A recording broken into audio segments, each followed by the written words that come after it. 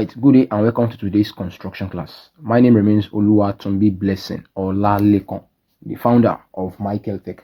Alright, today we'll be considering the problem as displayed on the screen. Okay, so it says an ellipse has a major axis 120 millimeter long and its foci are 80 millimeters apart. A. Construct the ellipse. B. Measure and state the length of the minor axis. That's A2, sorry. B. Draw a tangent and normal to the curve at a point P above the major axis and 35 to the right of the minor. Okay, so what we are going to do here is first of all to produce the ellipse. Now, in this ellipse, we are only giving two information, the major axis and the focal point. So let us sort those ones first of all. Alright, so the very first thing I'm going to actually do here is to produce my thin horizontal line. Okay, like this. Now, after producing that, I'm going to produce a perpendicular line to that. That's a vertical line, okay, which is this, like this. So I'm going to call the intersection where the lines meet mark what? Mark O. Now my major axis is going to be on the horizontal plane, and we are told that our major axis is 120 millimeters long. So I'm going to pick my compass and my ruler. I'm going to measure 60 mm. With 60 mm, I stand at mark O. I strike on the right and on the left hand side. So I'm going to call this mark A and this mark what? Mark B. That's my major axis. That's what? 120 mm long. Alright, so you're told that the focal points are 80 mm apart. The distance between them is 80. So I'm going to come here, measure half of 80. That's 40 mm. So with 40 mm, which is this, okay, ensure you pick the correct thing. Okay, with 40 mm, which is this, I stand at the mark O, which is the center of all. Strike towards the left and towards the right. Okay, I'm going to call this F1 and what? F2. That's my focal point. All right, now how do I get the minor axis? How do I get minor axis? So I actually have a video where I actually explain how to get all of this. So if you don't understand what I'm going to do now, kindly check the description in the link. Sorry, kindly check the link in the description below on how to actually solve problems on ellipse where the total information weren't given, so as to get the other variables. Okay, so what I'm going to do is I'm going to pick my semi-major axis, which is this AO or BO. Stand at my focal point, either F1 or F2, then what? Mark towards the top and towards the bottom. So wherever the arc intersects my vertical line, that's my what? Minor axis. C to what? C to D. Right now, since I've gotten my major axis, minor axis, and I have my focal point already, let me produce the ellipse.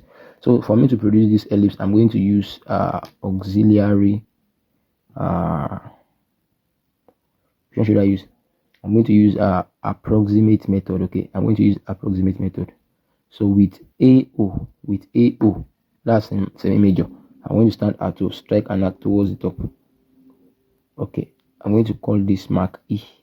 That new area, mark E. All right, I'm going to join A to C. Mark A to mark C like this faintly. I want to use the approximate method for my ellipse. I'm going to join A to C in this order like this. Settled. Okay, since that is settled, now with my compass at center C, okay, at mark C with radius AE, I draw this arc. Wherever this arc touches my line AC, that's going to be my mark what? Mark F. Now next thing for me to do is I'm going to bisect distance AF. Bisecting distance AF, I have this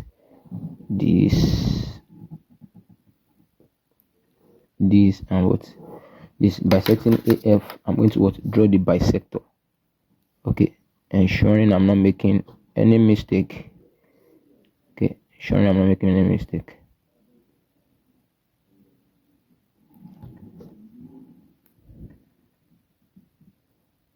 Okay, so I have this.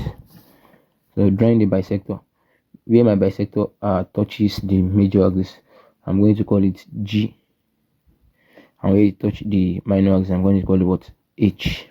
I'm going to call this point mark G, this point mark H. Now what I'm going to do is I'm going to actually transfer. I'm going to mirror mark G and mark H on its opposite side. So let me mirror mark G first of all. So from O to G, I pick that distance from O to G, which is this. That's this. So I transfer it to the other side. So I'm going to call this area G complement. G complement. I'm going to transfer distance from O to H.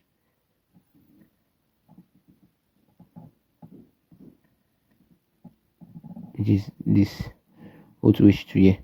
So I'm going to call this H complement. Now let us draw our ellipse. So to draw my ellipse, I'm going to stand at mark G, center G, and radius AG. Okay, with radius AG, I draw this faintly first of all. Okay, I draw that faintly, and AG is the same as BG1. Okay, my B to G complement will be the same thing. So stand right there. I draw this also faintly like this. Okay, after doing that, I'm going to stand at mark H right here, at mark H to C, which is our minor axis, which is this. Okay, yeah, I think that's it.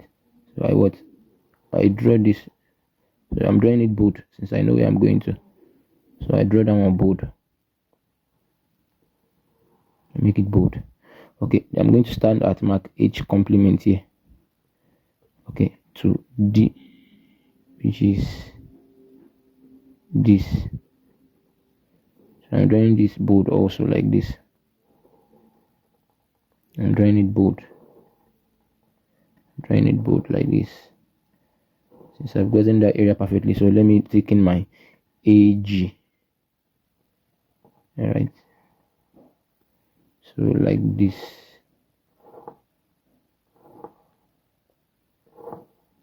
And like this.